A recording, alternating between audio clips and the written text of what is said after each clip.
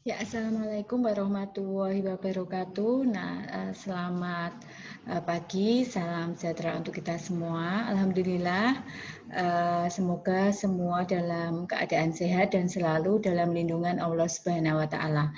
Nah, pada kesempatan pagi ini, Bu Rati akan menjelaskan mengenai mata kuliah manajemen operasi dengan materi pemilihan lokasi untuk perusahaan, ya, mana-mana sebenarnya strategi untuk menentukan lokasi yang tepat, ya, strategi baik dari sisi transportasi, strategi dari pemasok dan lain sebagainya. Oke, saya akan share screen.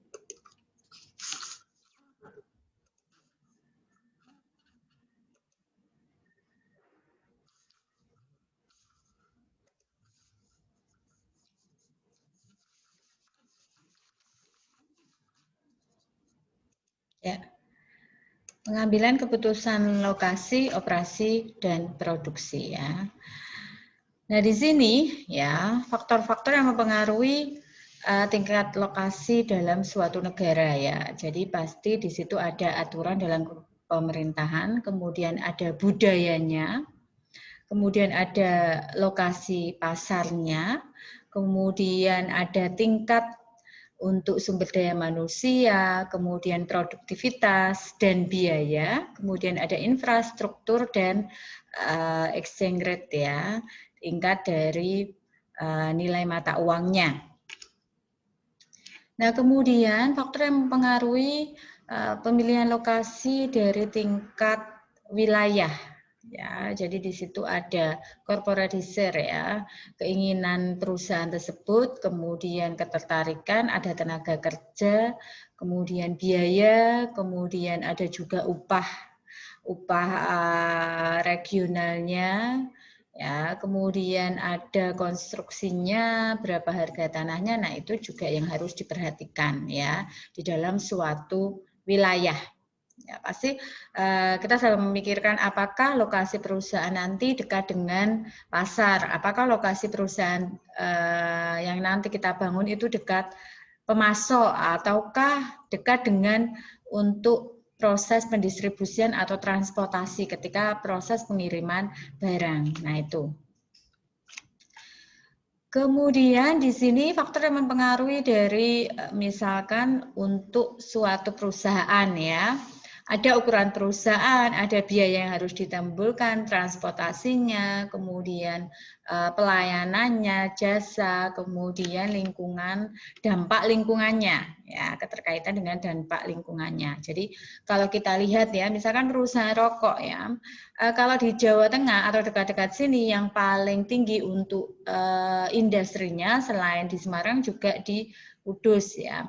Terulah di Semarang contohnya, misalkan perusahaan Coca-Cola. Nah, di sini harapannya ketika perusahaan itu mendirikan suatu pabrik, lokasi baru, nah ini harus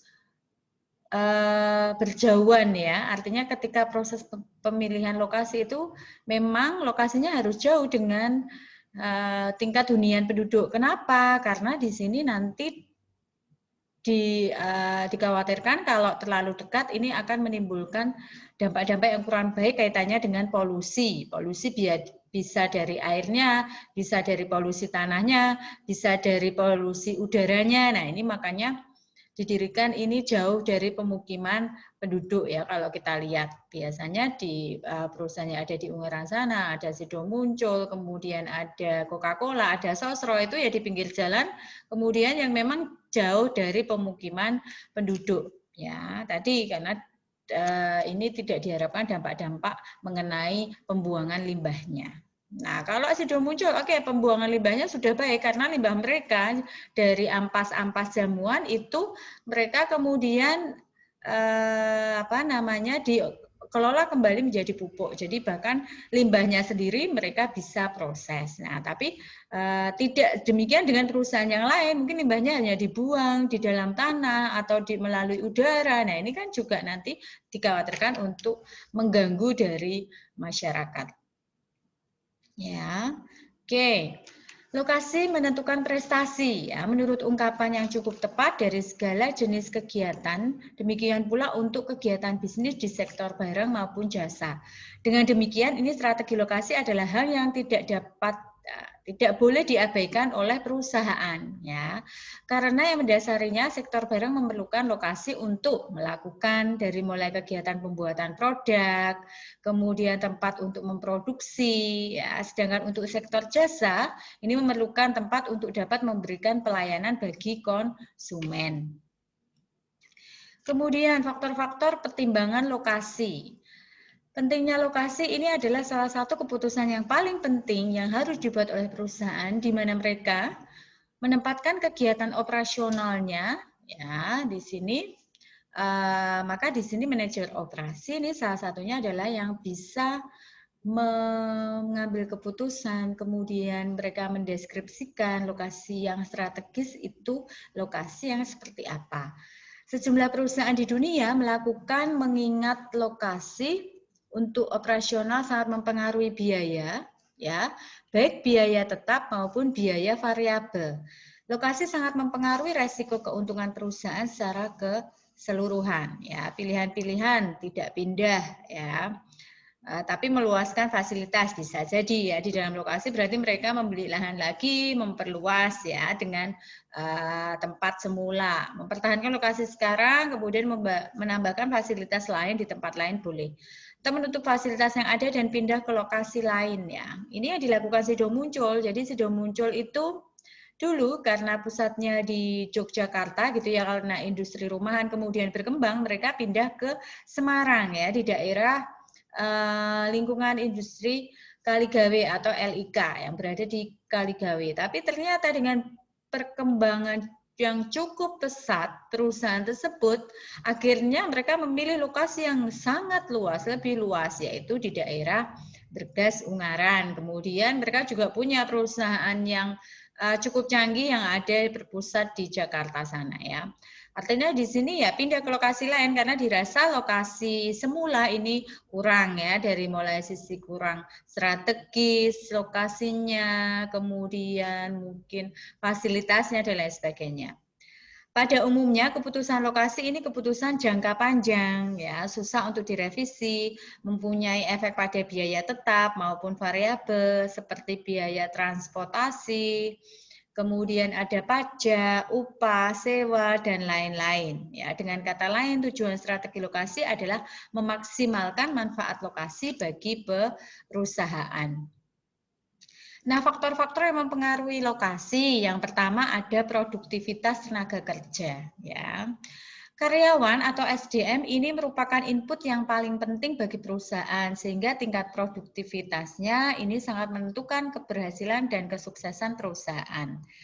Berkaitan dengan seberapa produktif SDM tersebut, maka di sini alternatif lokasi yang dipertimbangkan.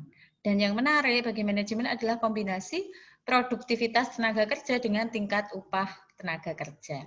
Ya, contohnya, kenapa banyak di Ungaran perusahaan-perusahaan yang besar atau misalkan di Kudus gitu ya, di Kudus itu kan banyak ada pura, kemudian ada perusahaan rokok yang cukup banyak juga, kemudian ada Hartono Istana Teknologi atau yang memproduksi Polytron. Nah, ini juga berada di sana. Kenapa? Karena memang tingkat upah minimalnya itu paling rendah atau rendah dibandingkan Semarang. Nah, ini juga salah satu keuntungan juga bagi perusahaan, ya, itu yang dipertimbangkan, ya, produktivitas tenaga kerja.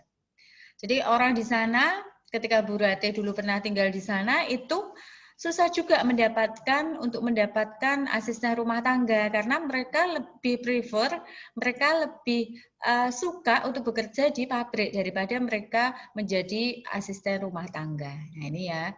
Nah, ini memang karena dari produktivitasnya kemudian tingkat untuk upahnya rendah, jadi perusahaan lebih banyak bergerak ke desa. Ya, sana juga strategis karena lokasinya dekat dengan Semarang juga untuk transportasinya dan lain sebagainya.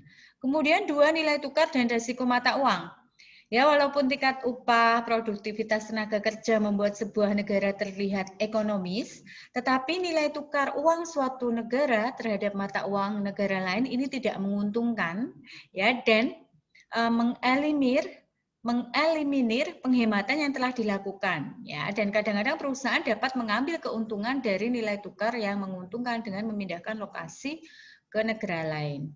Dengan demikian, fluktuasi mata uang mengandung unsur resiko yang cukup signifikan untuk dipertimbangkan.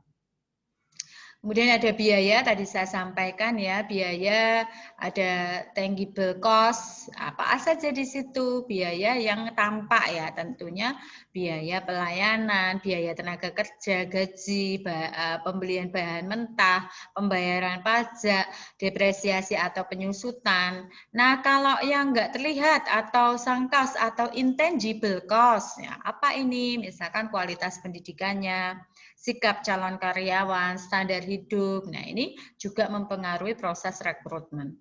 Kemudian ada sikap ya, sikap dari pemerintah pusat di sini mengenai undang-undangnya, kepemilikan swastanya, penetapan zona polusinya, stabilitas tenaga kerja, dan juga pola kepemimpinan. Nah, yang tidak kalah penting adalah mengenai budaya masyarakat di lokasi tersebut ya. Kemudian kedekatan dengan pasar. Banyak perusahaan ini sengaja memilih lokasi operasionalnya dekat dengan konsumen. Contohnya apa, Bu? Ya, perusahaan jasa, restoran, salon, kemudian toko yang menyadari bahwa kedekatan dengan pasar merupakan faktor utama keberhasilan mereka ya, karena mereka harus selalu berinteraksi, misalkan salon, restoran, kemudian rumah sakit gitu ya. Nah, itu kan juga harus selalu berinteraksi dengan konsumen, jadi lebih mudah karena kalau mereka dekat dengan konsumen. Demikian juga untuk usaha manufaktur, ada yang memilih lokasi dekat konsumennya karena mahalnya biaya transportasi ya kalau berjauhan. Oke, kemudian kedekatan dengan pemasok atau supplier. Nah, di sini disebabkan oleh bahan baku yang mudah rusak. Nah, ini contohnya sudah muncul misalkan ya, bahan bakunya mereka tanaman obat-obatan. Nah, di Ungaran sana banyak lahan untuk menanam di sana. Makanya karena bahan baku mudah rusak, mereka akhirnya memindahkan di daerah bergas tersebut. Kemudian biaya transportasinya mahal, jumlah produk yang banyak. Jumlah banyak diterapkan pabrik semen, pengolahan ikan ya. Kalau semen banyak sekali di Gresik sana ya. Ada semen Gresik dan lain sebagainya. Kemudian kedekatan dengan pesaing atau clustering. Seperti agak mengherankan ya kalau di sini memang dekat dengan pesaing. Akan tetapi saat ini kecenderungannya demikian supaya mereka tahu ini informasinya, kemudian apa yang mereka lakukan untuk produk barunya misalkan dan lain sebagainya. Kemudian tidak hanya usaha manufaktur yang dibangun kawasan industri saja, tetapi juga bidang jasa, pembangunan pusat elektronik, perdagangan tekstil dan lain-lain. Nah, keputusan lokasi ya untuk perusahaan tadi, keputusan pemilihan lokasi negara. Nah, di sini tentunya yang harus dipertimbangkan resiko politik yang dihadapi, kemudian permasalahan budaya dan ekonomi, kemudian lokasi pasar karena produk telah dibuat dan harus diserap oleh pasar, ketersediaan tenaga kerja, upah buruh, ketersediaan pasokan, komunikasi dan energi, dan juga resiko nilai tukar mata uang. Kemudian keputusan pemilihan lokasi daerah, tadi di awal ya, adanya keinginan perusahaan, kemudian dari budaya, pajaknya, iklimnya, ketersediaan tenaga kerja. Nah, ini juga faktor-faktor yang bisa dilihat ketika memilih lokasi. Kemudian insentif, kedekatan bahan baku dan konsumen, biaya tanah, pendirian bangunan. Kemudian yang ketiga, keputusan lokasi untuk memilih tempat ya. Faktor yang dipertimbangkan ya, ada ukuran dan biaya lokasi, sistem transportasi udara, kereta, jalan bebas maupun jalur laut, pembatasan daerah, kedekatan dengan jasa atau pasokan yang dibutuhkan dan permasalahan dampak lingkungan. Nah, kalau tadi lebih banyak ke pemilihan untuk lokasi sektor manufaktur atau produk, di sini sekarang kita bergerak ke strategi lokasi usaha sektor jasa. Perusahaan yang bergerak di sektor jasa dalam menentukan lokasi pada volume dan revenue atau penerimaan yang mungkin didapatkan adalah memperhatikan komponen di antaranya.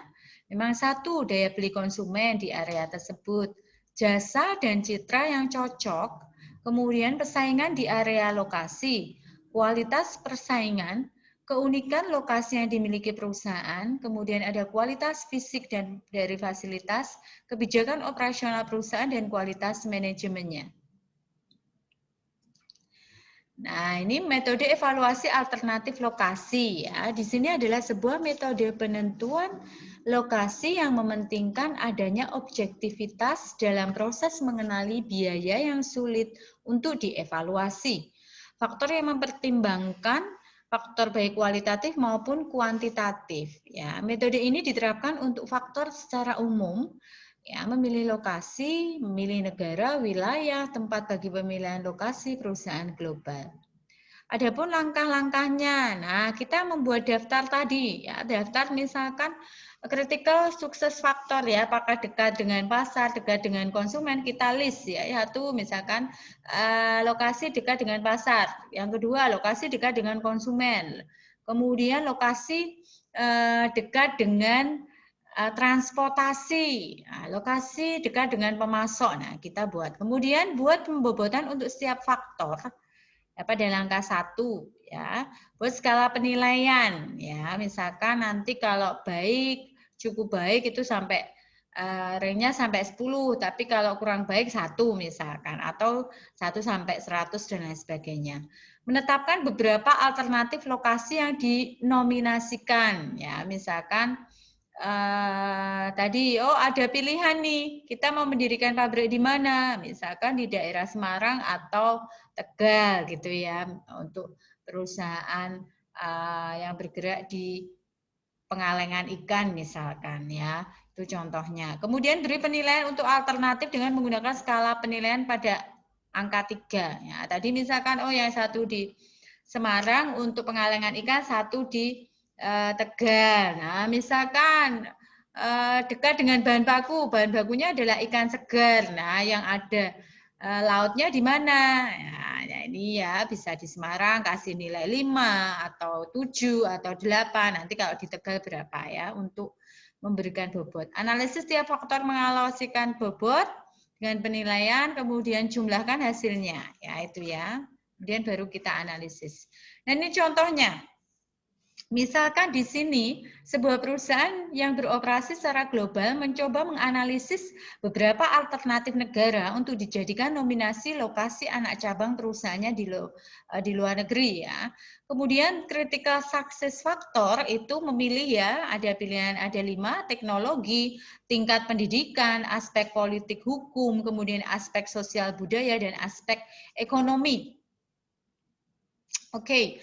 Kemudian, nah di sini bobotnya ini totalnya harus 100 ya. Artinya ketika teknologi itu kita beri bobot 0,15, tingkat pendidikan 0,2, aspek politik, kemudian sampai aspek ekonomi ketika dijumlah, ini jumlahnya adalah 100% atau bobotnya 1. Kemudian ini ada 3 pilihan negara, tadi kita harus buat 3, A, B, C gitu ya. Kemudian dari situ, ternyata teknologi untuk dijadikan lokasi anak cabang di negara A ini nilainya 8 lah ya, teknologinya cukup baik. Kalau di negara B 7, sedang-sedang saja, C 6 ya. Selanjutnya, setelah itu dikalikan masing-masing nilai dari negara tersebut ya, A, B, C ya, dikalikan dengan bobotnya. Misalkan A, 8 kali 0,15 ketemu 1,2. Yang B, 7 kali 0,15 ketemu 1,05. Kemudian yang C, 0,9 kali 0,15, maka ketemu 6 kali 0,15 ketemu 0,9.